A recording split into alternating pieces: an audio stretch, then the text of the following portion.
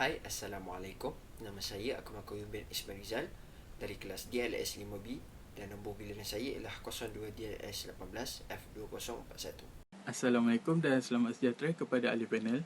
Nama saya Muhammad Zain Salihin bin Mahmud dari kumpulan 2. Assalamualaikum, nama saya Muhammad Faisal Azrael bin Mazlani dan saya daripada kelas DLS 5B dan nombor pendaftaran saya ialah 02 DLS 18F2029.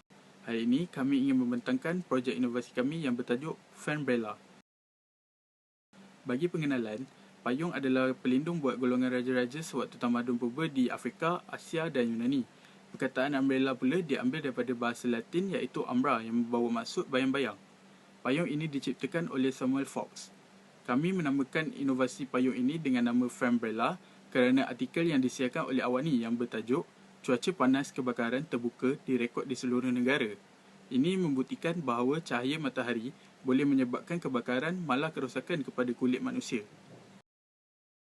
Oleh itu, ini adalah beberapa penyataan masalah yang kami dapati, iaitu pengguna payung sering berasa panas dan sering berpeluh akibat cahaya matahari yang memancar. Bagi menyelesaikan masalah ini, kami menambahkan kipas untuk memberikan keselesaan kepada pengguna.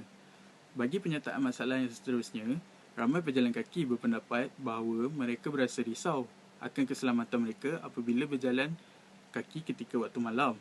Oleh itu, kami menambahkan lampu LED yang terang yang terdapat di sekeliling payung.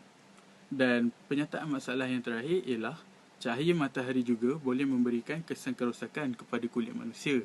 Dalam hal ini, Fanbrella kami ditambahkan dengan kipas dan juga wap air supaya ia dapat memberikan kelembapan kepada kulit para pengguna. Akhir sekali, objektif bagi projek kami ialah memberikan keselesaan kepada para pengguna, terutama sekali mereka yang menggunakan payung disebabkan oleh perubahan cuaca yang tidak menentu. Dan yang kedua, kami juga menawarkan ciri-ciri keselamatan kepada para pengguna pada waktu malam melalui penggunaan lampu LED. Ini sahaja daripada saya. Slide seterusnya akan dibentangkan oleh kawan saya iaitu Wan Faisal. Sekian, terima kasih.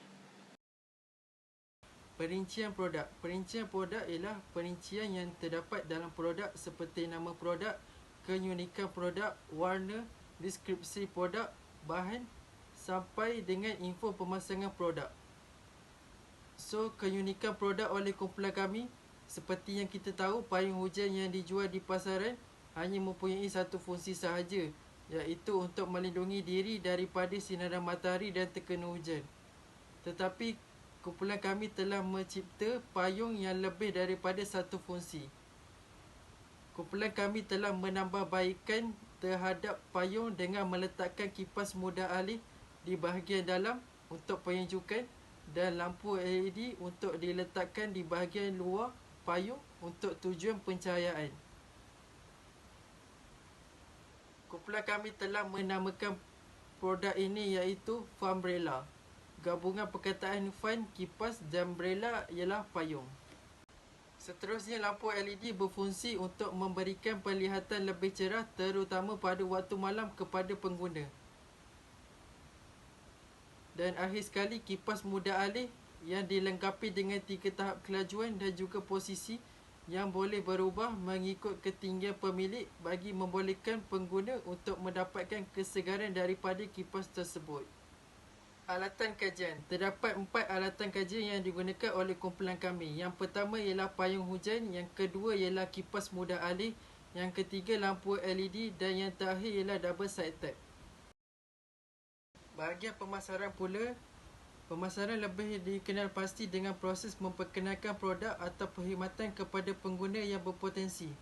So, kumpulan kami telah membuat pilihan untuk menjual barangan secara online kerana menjual secara online sudah menjadi trend pada masa kini, sama ada menjual di laman web sendiri ataupun menumpang di laman web orang lain seperti di Shopee dan Lazada. Kumpulan sasaran yang ditujukan oleh kumpulan kami ialah golongan pelajar dan penjawat awam yang berjalan kaki dan menggunakan payung dari tempat kerja atau dari tempat belajar ke tempat tinggal. Seterusnya, saya akan terangkan tentang metodologi. Untuk kaedah kajian, kami mengkaji dengan 3 jenis kaedah iaitu yang pertama, pengujian produk. Pengujian produk adalah ujian sesuatu produk yang baharu bagi mengenal pasti kelebihan dan kelemahan produk melalui responden. Dan yang kedua adalah pemerhatian. Pemerhatian produk pula dilakukan untuk menguji produk inovasi dari segi keberkesanan produk iaitu tahap keselamatan dan keselesaan pengguna payung formula ini. Dan yang ketiga ialah temu bual. Kami telah menemu bual beberapa responden yang telah menguji payung Fembrella untuk mengenal pasti pendapat responden tentang keberkesanan produk ini. Seterusnya ialah analisis SWOT dan juga SWOT matrix. Yang pertama ialah kekuatan. Produk ini dapat memudahkan urusan seharian pengguna dalam melindungi diri dari cahaya matahari dan juga hujan lebat. Kedua, Fembrella mempunyai kipas yang dapat membantu pengguna mendinginkan diri terutama pada waktu panas terik. Ketiga ialah produk ini juga menggunakan bahan-bahan yang berkualiti tinggi dan juga dipercayai seperti payung, kipas mudah alih dan juga lampu LED. Seterusnya ialah weakness ataupun kelemahan. Fembrella masih lagi memerlukan bantuan pemutar skru untuk memasang bahagian produk yang perlu disambungkan. Kedua, harga produk yang masih dianggap mahal bagi setengah pihak kerana inovasi ini kurang sesuai dengan harga yang ditawarkan. Yang ketiga ialah lampu LED yang menggunakan bateri pakai buang dan juga kipas mudah alih yang perlu dicas kiranya ianya kehabisan bateri. Seterusnya ialah peluang. Fembrella dapat membuka mata sesetengah pihak tentang kepentingan fungsi lain dalam meningkatkan penggunaan payung kepada para pengguna. Produk ini juga mampu untuk menerima peluang untuk bekerjasama dengan agensi kerajaan ataupun syarikat yang terkenal dalam industri ini. Ketiga ialah membuka bisnes dan juga memperkenalkan produk ini di pasaran tempatan. Yang terakhir ialah ancaman. Wujud saingan dengan syarikat yang lebih lama dalam industri ini. Kemudian kemajuan teknologi yang pantas pada masa ini mampu memberi kesan negatif kepada Fembrella. Seterusnya, perubahan cita rasa dan juga kehendak pengguna dapat mengurangkan kadar jualan produk Fembrella. Seterusnya ialah SWOT matrix. Yang pertama, dapat membuka mata setengah pihak tentang kepentingan fungsi lain dalam meningkatkan penggunaan payung kepada seseorang serta memudahkan urusan seharian pengguna dalam melindungi diri dari cahaya matahari ataupun hujan. Kedua, produk ini memudahkan urusan seharian pengguna dalam melindungi diri dari cahaya matahari ataupun hujan yang lebat dan akan wujud saingan dengan syarikat yang lebih lama dalam industri ini. Pengujian produk dan juga pemerhatian telah dijalankan dengan mengadakan eksperimen ke atas 2 orang pengguna untuk menguji tahap keselamatan pada payung Fembrella. Eksperimen telah dijalankan pada jam 12.30 hari pada tarikh 14 Jun 2021 dan juga pada jam 3 petang pada tarikh 15 Jun 2021. Tahap keselamatan dan juga keselesaan ketika menguji payung Fembrella dinilai seperti berikut. 1 iaitu rendah, kedua sederhana dan juga ketiga tinggi. Temu bual yang telah dilakukan ke atas 3 orang responden terhadap produk payung Fembrella mendapati majoriti responden berpendapat bahawa produk ini mampu memberikan penambahbaikan dalam industri payung dari segi keselesaan, fungsi dan juga reka bentuk. Salah seorang responden berpendapat bahawa Fembrella mampu membuka pasaran yang baru kepada industri payung hujan dengan memfokuskan kepada aspek keselesaan. Seterusnya ialah impak produk. Yang pertama, memberi impak positif kepada pengguna dengan menambah baik beberapa fungsi dari payung yang asal. Kedua, penggunaan kipas mudah alih telah memberikan pengudaraan untuk keselesaan para pengguna. Ketiga, dapat memudahkan pergerakan dan juga memberikan fungsi seperti lampu LED untuk para pengguna ketika berjalan pada waktu malam. Keempat, memudahkan pengguna yang berjalan ketika cuaca panas terik daripada memenatkan pengguna.